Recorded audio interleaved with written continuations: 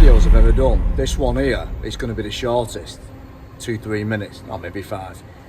But this video could save you potentially €4,000 or £4,000 or $4,000.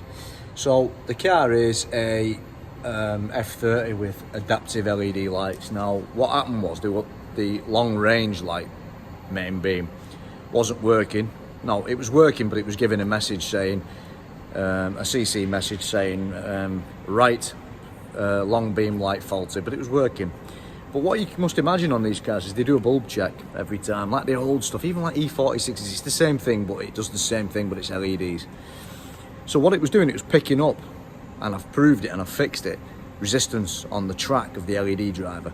Check this out, and then I'll show you some close-up images which I did in a 9:16 format to make a YouTube short. But check this out, because this could save you potentially £4,000, because these headlights, that's how much they are each. Check this out. This is our dodgy lamp. As you can see, it's adaptive LED, very expensive.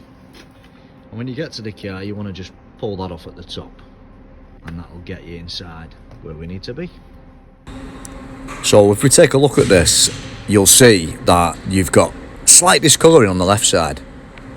I'll highlight it for you with an arrow, and you can see there's a visible difference there. And that was what got me thinking, could there be excessive resistance on those final 2 or 3 pins at least?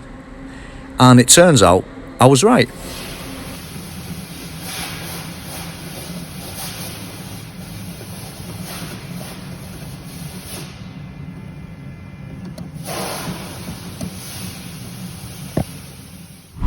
And the next thing I thought I'd do was tighten up these very, very troublesome finger type comb connectors, if you want to call them, because I'm just not happy with them. In my opinion, that's one of the causes for arcing and the discoloration, which is basically overheating of the circuit board due to a poor contact. So if there's resistance, or there is some type of film or discoloration, oxidization on the circuit board, why not also loose fingers? So here I am, just making sure that they're all nice and tight and the best possible contact. Then all that remained was to apply this very, very special high conductivity grease, which is a BMW product, and this grease will allow the best possible contact, of course taking care not to spread it onto neighbouring fingers, thus not to short them out. And there you go, that is a close-up of the fingers, and that is what you're aiming for. Don't spread them onto the neighbouring receptacles, and that will give the best possible contact and hopefully get rid of our horrible problem.